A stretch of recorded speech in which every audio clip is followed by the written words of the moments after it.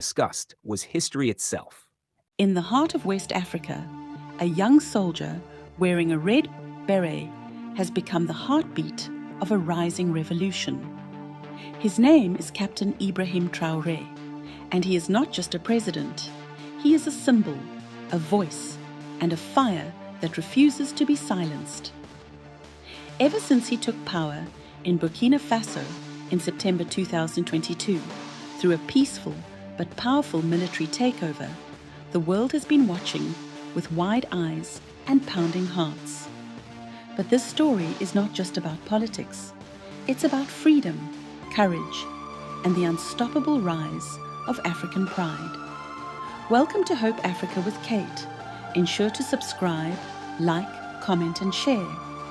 Traoré, with eyes full of purpose and a soul lit by Pan-African dreams, is fighting for something far bigger than himself.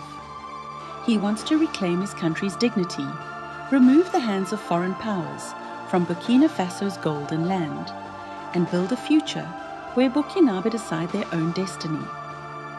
For too long, France and the West have acted like Africa is their playground, taking its wealth, leaving behind war, poverty, and empty promises. But Traoré said no. He kicked out French troops, who stayed for years, claiming to fight terrorism, yet the country only grew more unsafe. He said, "If you cannot protect us, then leave us alone." And that message sent shockwaves around the world. He then joined hands with Mali and Niger to create a new brotherhood, the Alliance of Sahel States, AES, a powerful new unity that refuses to be controlled, tricked, or divided. This is what scares Europe. They don't fear Traoré because he's dangerous. They fear him because he is brave, clear, and unshaken. He speaks with the boldness of Thomas Sankara, the revolutionary hero they once silenced. But this time, Africa is listening. This time, the youth are not sleeping. And that is the true danger for the West, the birth of a new Africa. Europe has responded with fear, labeling Traoré a dictator, cutting support, launching smear campaigns, and trying to paint him as the villain. But on the ground, the people love him. Why? Because he is building schools, giving land to farmers, equipping the army, securing borders, and most of all, telling the truth. He speaks the language of liberation, and his message is simple. Burkina Faso belongs to Burkinabe. It's a sentence that stings the colonial mind and inspires every African child with hope. He's not just talking, he's doing. Massive mining machines have rolled into the country, not controlled by foreigners, but by the people. Farms that once struggled are now full of new tools and hope.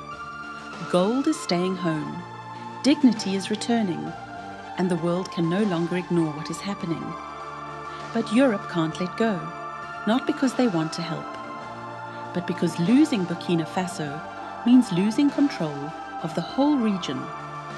If Traoré succeeds, it means their system of divide and rule, poverty in exchange for aid, and fake friendships will crumble like sand. And the dominoes are ready. Young people from Ghana to Kenya, from Congo to Senegal, are now asking hard questions. If Burkina Faso can stand up, why can't we? And that is why Traoré is dangerous, not for Africans, but for those who never wanted Africa to rise. His vision is dangerous to liars, to looters, to fake peace missions.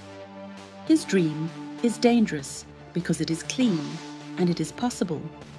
As he walks through villages, waves to farmers, visits soldiers, and speaks directly to his people, the world is witnessing something rare. An honest leader, not owned by outsiders. Western sanctions, threats, and lies follow him. But he walks on, head high, voice firm, heart beating for Africa. And now, millions are waking up. Hope Africa, your voice across the continent, is here to spread this fire. This is not just a Burkinabe story. It is your story, our story, Africa's story. The story of a continent shaking off its chains and standing tall, finally saying, enough is enough. We are not children. We are not slaves. We are not helpless. We are Africa. And this time, history might just turn in our favor. So if you feel the fire, if your heart beats for justice, if your soul knows that Africa deserves better, then don't just watch, act. Like this video, comment your support, share it far and wide, and subscribe to Hope Africa, where we don't just report news, we spread the awakening. The world may try to stop Traoré, but they cannot stop an idea whose time has come, and that idea is African freedom. This is not the end. It is just the beginning. Other African leaders should learn something very important and powerful from what President Ibrahim Traoré of Burkina Faso just did when he boldly rejected Donald Trump's gold and oil deal.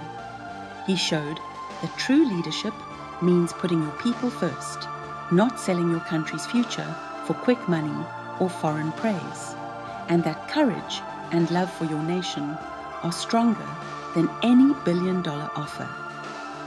Many African countries are rich in gold, oil, diamonds, land, and other resources.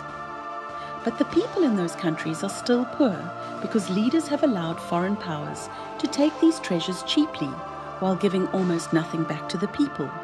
And for too long, leaders have signed deals that sound good on the outside, but leave the people suffering in silence. And now, with one strong decision, Traoré has shown that it's possible to say no to unfair deals. It's possible to protect your country's resources. And it's possible to stand tall even when facing a superpower. African leaders should learn that power is not about riding big cars or shaking hands with presidents from rich nations. It is about protecting the land, the future, and the dignity of your own people. Traoré didn't wait for approval from the West before making his move. He listened to his heart, to the cries of his farmers, his miners, his children, and he made a decision for the long term, not just for the next election or the next gift. African leaders should learn that if one small country like Burkina Faso can stand strong, then any country can do the same if the leader has courage.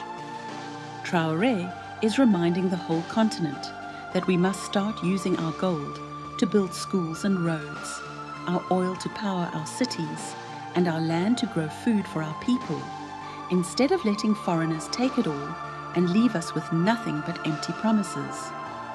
This is not about hating other nations, but about loving ourselves more, loving our soil, our culture, our languages, our children. It is about refusing to let outsiders write our stories while we watch from the sidelines.